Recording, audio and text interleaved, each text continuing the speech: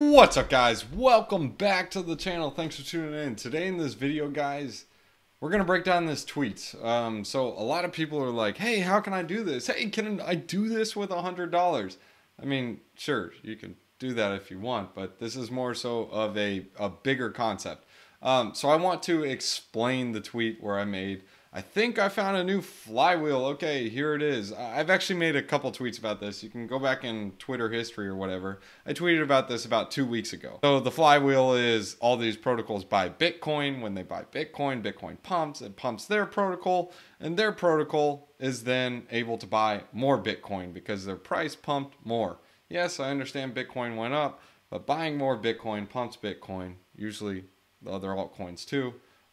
So yeah, let me just go ahead and explain the thesis of this tweet.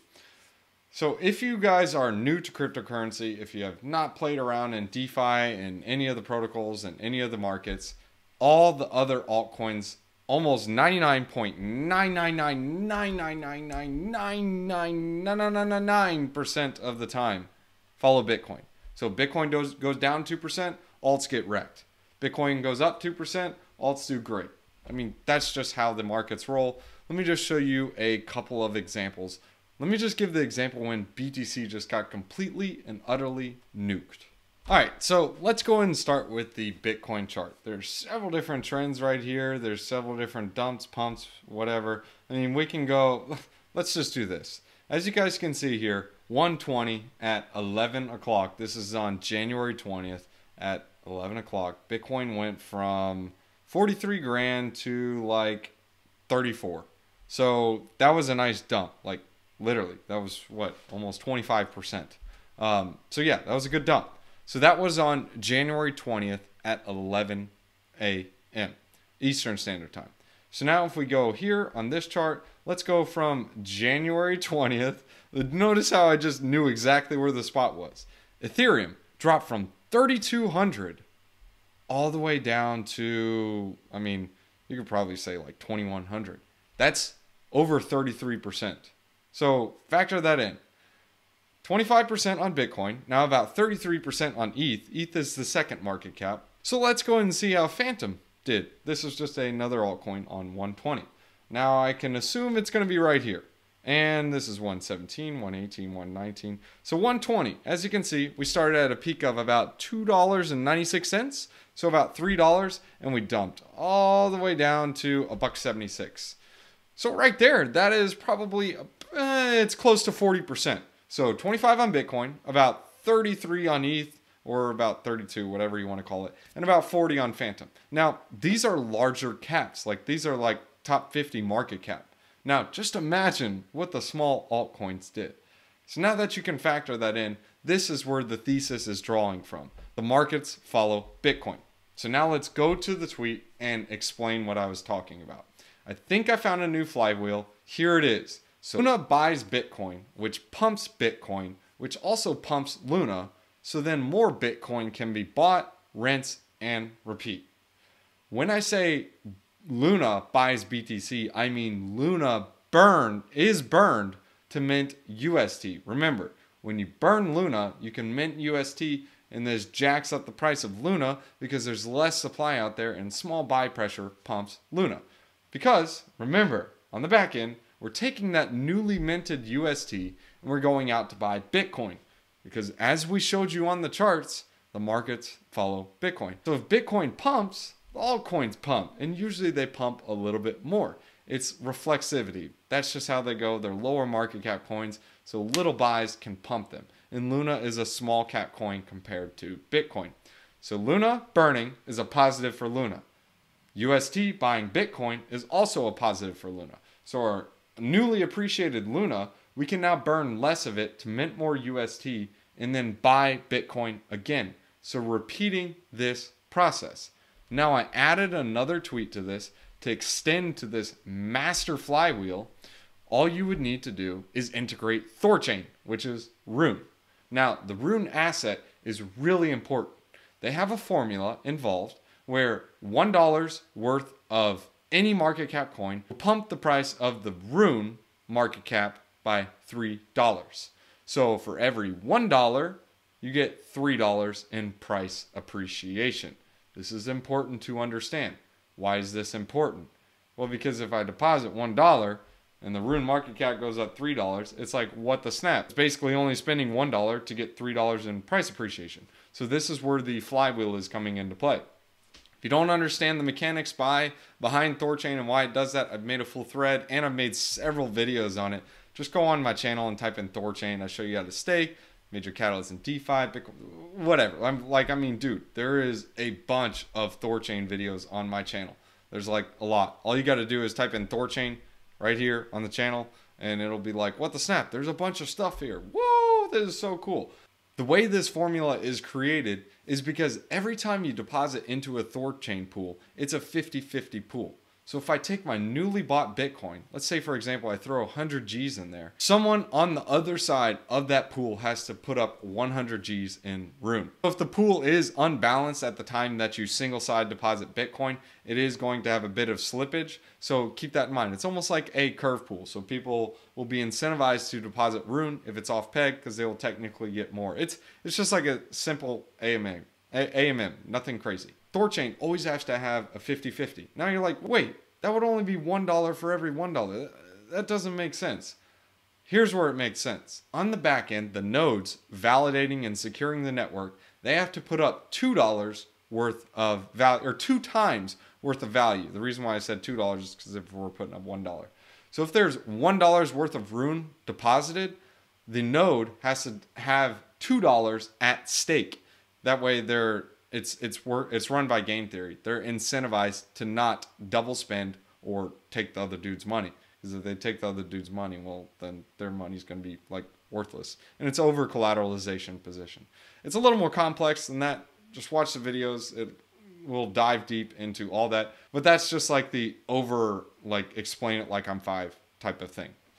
So now that we understand that's where the $3 is coming from, is because the nodes have to have $2. And me, I have to have $1 because like $1 Rune for $1 of Bitcoin. So that's where the $3 is coming from. It's all in tokenomics. Now I know you're saying like, wait, no, they're just holding it. That has nothing to do with it. Remember, green button, I buy, number go up.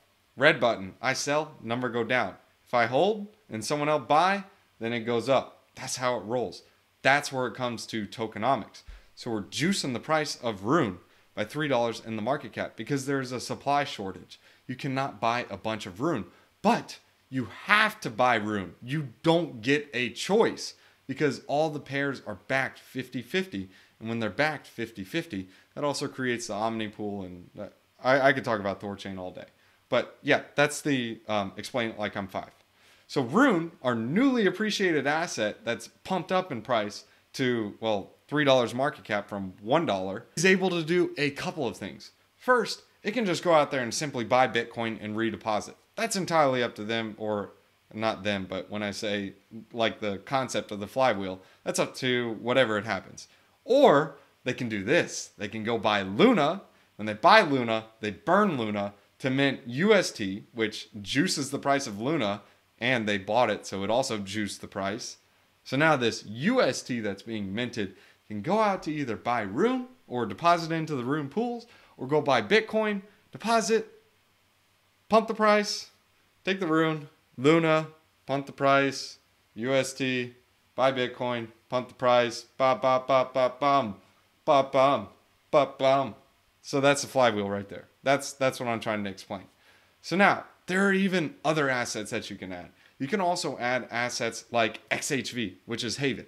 This is another protocol that's similar to Luna. Instead, it's minting synthetic assets like privacy coins, like privacy stable coins, like XUSD. This is a private stable coin. So if I'm like in Bitcoin and I'm like, well, I don't want someone to know I got Bitcoin, like, what? You can go over and swap to get XBTC, which is a synthetic private Bitcoin. If you don't know what Haven Protocol is, it's a fork of Monero. Now, this is just an example of what can happen. I'm not telling anyone to buy Haven. In fact, Haven is a super speculative play. It's a small cap, so it's going to be extremely volatile. And remember, you need to have use cases for these stable coins or these assets, or else nothing happens. Like you don't have the Luna burn. Like there's been, well, I don't know if there's been, but there's gonna be a bunch of Luna forks. Remember this when I say that.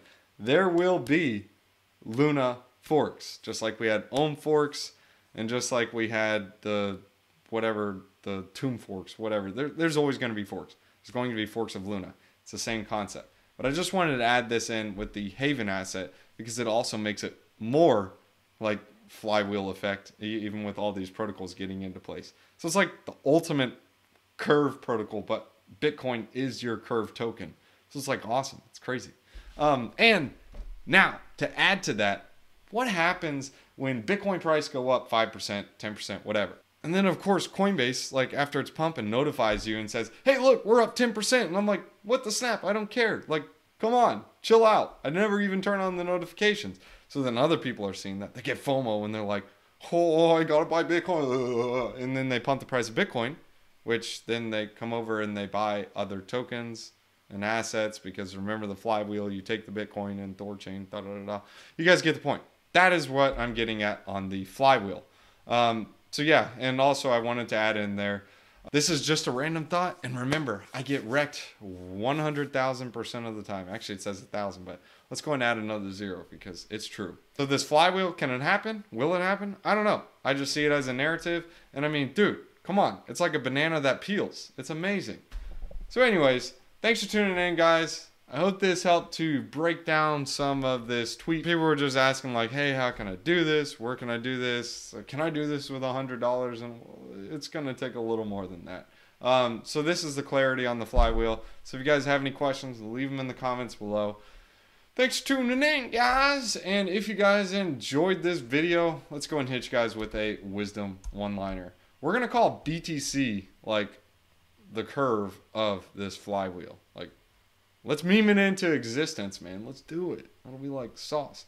So again, to sum it up, the narrative is going to involve several coins. So you got Thorchain, you got Luna, you got Bitcoin, and I mean any other assets that have the same algo little mint and burn type of thing.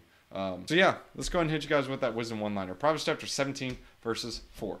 A wicked person listens to deceitful lips. A liar pays attention to a destructive tongue. Let's be good. Let's not be wicked. I mean, it's simple enough, right? You guys can also catch me on tweeters at rent a home fast. Like literally at rent a home fast.